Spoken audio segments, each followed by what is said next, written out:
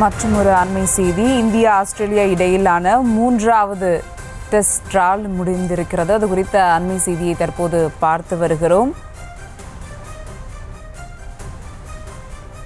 275 ரன்கள் இலக்குடன் களமிறங்கிய இந்தியா 8 ரன்கள் எடுத்திருந்த போது மழை பெய்ததால் இந்தியா ஆஸ்திரேலியா இடையிலான மூன்றாவது டெஸ்ட் டிராவல் முடிந்திருக்கிறது. அது குறித்த அண்மை செய்தியை தற்போது பார்த்து வருகிறோம். மேலும் விவரங்களோடு இணைகிறார் செய்தியாளர் அஜய். வணக்கம் அஜய், விவரங்கள்.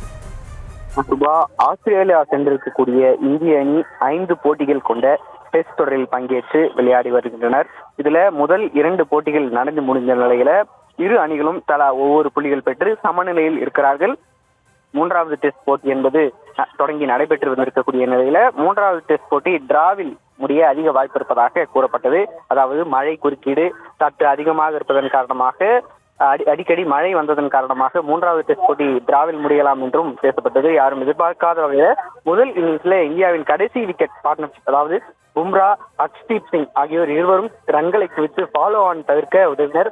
அந்த இடத்தில் இருந்து மூன்றாவது டெஸ்ட் போட்டி என்பது டிராவை நோக்கி நகர ஆரம்பித்தது. இந்த நிலையில் தான் இந்த போட்டி என்பது தற்பொழுது டிராவில் முடிந்திருக்குது. இந்த போட்டியில தற்பொழுது இந்திய அணி 8 ரன்களுக்கு விக்கெட் இழக்காமல் அந்த போட்டியானது டிராவில் முடிந்திருப்பதாக அறிவிக்கப்பட்டிருக்கிறது. குறிப்பா இந்த டிராவில் முடிவடைந்ததனால 5 போட்டிகள் கொண்ட இந்த தொடர்ல சரியா ஒரு சமநிலை 1-1 என்ற சூழல் இருப்பதனால தொடர்ந்து அடுத்து வரவிருக்கக்கூடிய 2 போட்டியிலும் இந்தியா வெற்றி பெற்றால் மட்டுமே வேர்ல்டு டெஸ்ட் சாம்பியன்ஷிப் இறுதிப் போட்டியில இந்திய அணியினால பங்கேற்க முடியும். அடுத்து வரக்கூடிய போட்டியில் 2-2 என்ற புள்ளி வந்தால் கூட வேர்ல்டு சாம்பியன்ஷிப் இறுதிப் போட்டியில இந்திய அணி பங்கேற்பது என்பது வாய்ப்பு என்பது மிக குறைவாகவே பார்க்கப்படும். அதனால வரவிருக்கக்கூடிய 2 டெஸ்ட் போட்டிகளிலும் இந்திய அணி வெற்றி பெற்றால் மட்டுமே இந்திய அணியினால வேர்ல்ட் டெஸ்ட் சாம்பியன்ஷிப் டிராபி இறுதிப் போட்டியில விளையாட முடியும் என்பது உண்மை.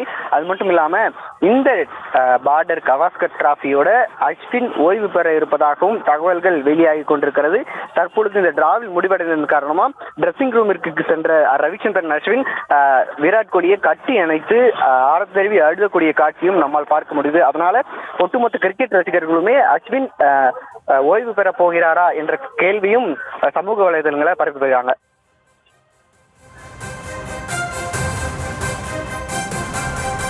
கூடுதல் விவரங்களுக்கு நன்றி அஜய்.